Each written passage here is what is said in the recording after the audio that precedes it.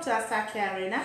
It's me, your pharmacist Damaka. In today's video, I'll be sharing some tips on how to balance the work and personal life. But before I do that, I would like to welcome my returning subscribers, and to my new viewers, thank you for joining. Kindly hit the subscribe button so that you get notified once a new video is uploaded. You can like, share and comment. Then let's dive into the gist. Do you know that it's very crucial to balance both work and a personal life? But I'm going to give you tips on how I was able to achieve mine, and I'm still achieving mine and still striving to do more. Let's dive into it. I will start by telling you, first, know your value. What I do personally is that I try to sit down, think of what is important to me, what add values to what I do, not what keep wasting my time on a daily basis. So I do that, and once I do that, it will enable me to know my passion. Try it, do it, know what your passion is, what your interest is. You see that you'll be able to balance both your work and your personal life. Secondly, set boundaries. When I say set boundaries, you need to do what we call a realistic boundary, something realistic. You do a realistic schedule. Like, if you are given a project now, you have a project that will be actually completed in 2 weeks. You now schedule yourself to do the project in 8 days. It is unrealistic boundary. It will end up putting pressure on you. We don't need pressure while working. It will put pressure, and at the end of the 8 days, probably you've given someone a quote and you are going to complete the work or something in 8 days, and within you, you know it is not achievable. It will put pressure on you, and at the end of 8 days, you don't achieve that, you become demotivated. So when we are setting, what I mean by set boundaries, you set a realistic goal. Make something that is realistic. When you set a realistic goal, you will work towards that, you will achieve it, it will motivate you the more. These are some of the challenges people have, and once they have it, wow, their life, their personal life and their work will not be balanced. It will be unbalanced. You see someone at home thinking about how to achieve this, how to meet up with the task this. It's really something we need to checkmate what you do. Make sure you draw out a schedule that is actually realistic. It's going to be helpful. It has been helpful. It has been working for me, and I believe it will work for you or someone else. Another point I'm going to talk to you about is time management. Practice time management. A lot of people do not know how to manage their time. Personally, there's one thing I've been doing, there's something I've been doing, and it has been working perfectly well for me, and that is time management. How I achieve mine is that I use either calendar, app, or to-do list. When I work with my to-do list, I work with time. Everything is programmed to be achieved within the stipulated time. You see all those things I called, they are useful method for you to adopt, and it will help you manage your time properly.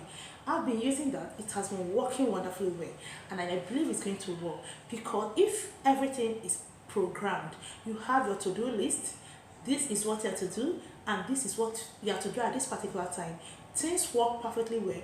You will be having pressure both at work and in your personal life. At that, both work and personal life meet at equilibrium. Everything will become balanced. You know, another tip I would like to talk to you is break.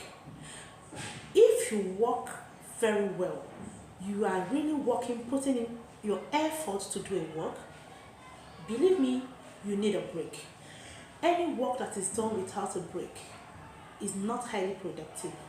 I've tried it, I'm doing it, and I'm still doing it. Do you know that if you have some days off or a break in between your working hour, when you come back to resume at that particular work, or when you come back to resume your work, you become more focused and highly productive. So I think whatever you are doing, and is because there is no work that is not stressful. Work is stressful. If it be it cooking at home, if you're a mother and you're cooking, you see that cooking alone is even a stress, because there are some people that don't like cooking. So for them, that is a stress. So if you program yourself, this is when to cook, this is when not to cook, this is when to do this, and this is when not to do this. You see that you have break in between. Whenever you bounce back, you become focused and highly productive. You will work very, very well, and the outcome will be massive. Both you, the employee, the employer will gain. So if you're an employee and you feel you don't have a break in between your work, I suggest communication matters. There should be a flexibility in your work, and it will help you. Just try it. Or if an employer and you see that your employees are not productive, you can incorporate break into your work schedule. You see that when they come back from the break, everyone become energetic, working up and down. They are up and doing. Everything will be moving fast and highly productive. So break is another tip I don't forget, and I incorporate it in my everyday activity. It has been so helpful. So I think that one is a wonderful tip to adopt if you've not started that. So stick to that. Then, do you know another tip that is very, very important, but some people sometimes neglect it? Do you know delegating duties help one balance everything? Do not be afraid to delegate duty to people. They will do it. It will help you relieve stress. It has been very, very helpful. It has worked for me, and I know a lot of people it has worked for. When you delegate duties, you just supervise. You have your main duty to do. Mr. A or Mr. B have his or her main duty to do. You see that delegation of duty make people even more productive. You are focused on one. He or she is focused on the other. At the end, all the duties will be done within the stipulated time. No one is stressed. No one is under pressure because you are doing exactly what you are asked to do. And Mr. B or Mr. C or Mr. D is doing exactly what he or she is asked to do. Delegation of duty help in balancing our work and our personal life. You see that you will work, do your work, present what you are supposed to present, you will achieve the goal and still achieve the goal you want for your personal life. Duty delegation is very, very important. If you stick to this, I think it will help you balance.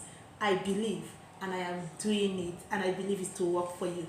Just give it a try. Delegation of duty is very, very important. It has helped, even in organization, it has helped them grow. Because when you see delegate duties, people tend to work. So keep trying, try it very well. It's going to work. And I believe it, and it has been working. You know another thing, if at the end of this video I don't mention one thing, then my tips and my secret to balancing work and personal life is not complete. Do you know that above all these things I've mentioned, if you don't focus on the both the work and personal life cannot meet at equilibrium.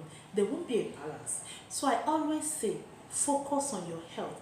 And when I talk about health, I'm not just talking about the physical health, the mental health, the emotional health, and the general well-being. It is the number one. Prioritize your health, because the saying goes that health is wealth.